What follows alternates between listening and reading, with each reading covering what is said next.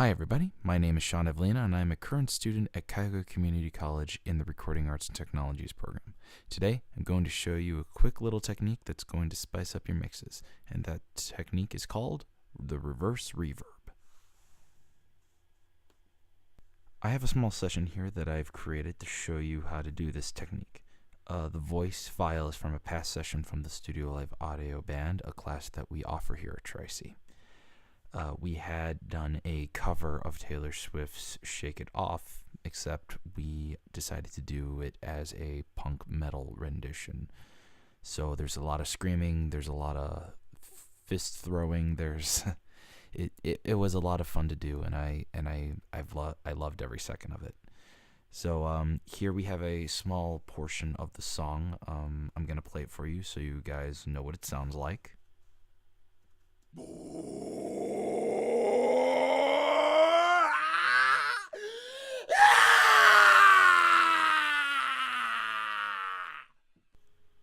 Just a small scream, right? Well, we're going to make it sound a little bit better. First thing we're going to do is create a brand new track.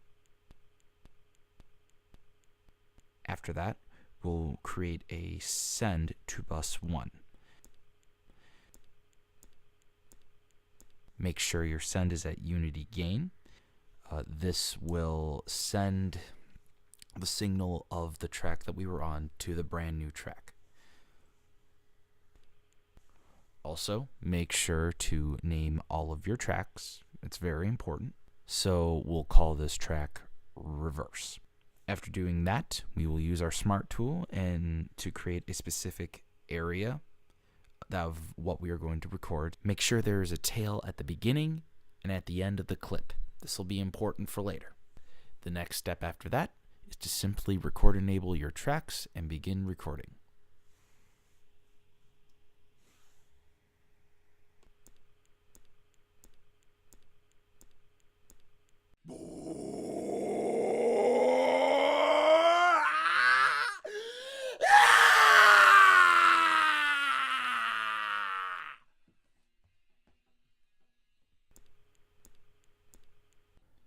After this step, we select our newly recorded clip and go to the audio suite.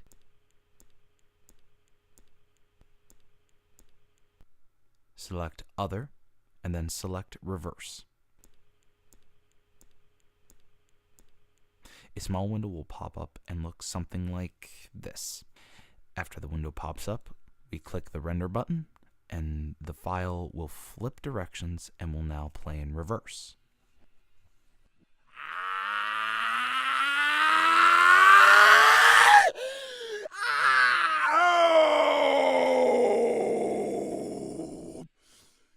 After that's done, we will then create a new aux track. Just press Command or Control Shift N to create it.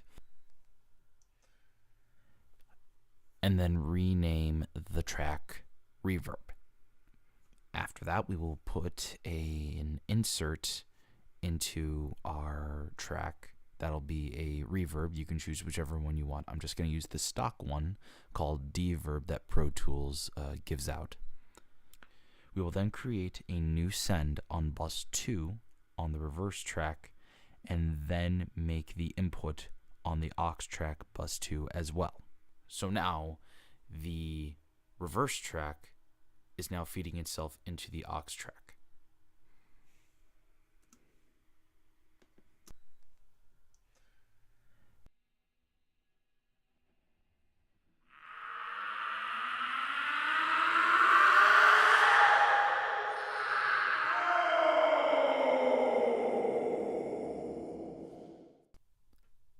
After that, you will decide what type of reverb you want. For our purposes, I'll use the church with the medium setting. After that, you will create a new track and call it reverse reverb. This is where the magic happens. This is where it all kind of comes together. We'll make a send on bus 3 and make it the input of the reverse on the reverse reverb track. So bus 3 is going to be your input on the new track that we just created. After that, we will hit the record button and press play.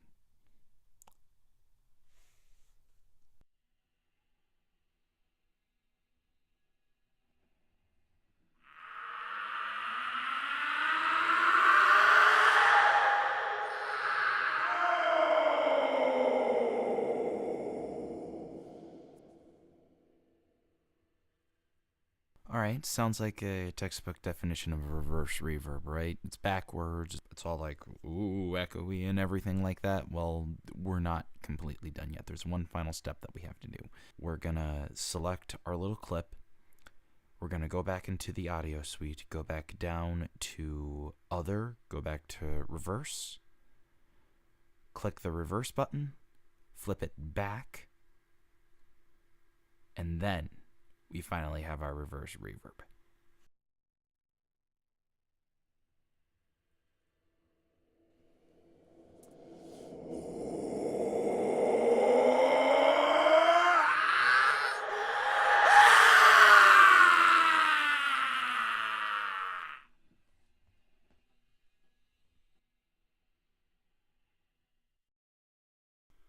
All right, so now that you've kind of heard what it sounds like, it sounds a little weird, doesn't it? But I I think I've said this before. This particular technique can only be used like once, maybe twice in a mix. It's one of those things that you should use sparingly. You shouldn't overdo it. It oversaturates the whole song. So we don't use it too much, but when we do, it creates excitement, it creates dynamic in your song, in your mix. So use this technique to your advantage and play around with it. And that's what this is all about. Just experimenting and making sure that things work. All right. Well, I guess that's it for me. I appreciate you taking the time to listening to this, and I hope you all got something out of it. All right. See y'all next time.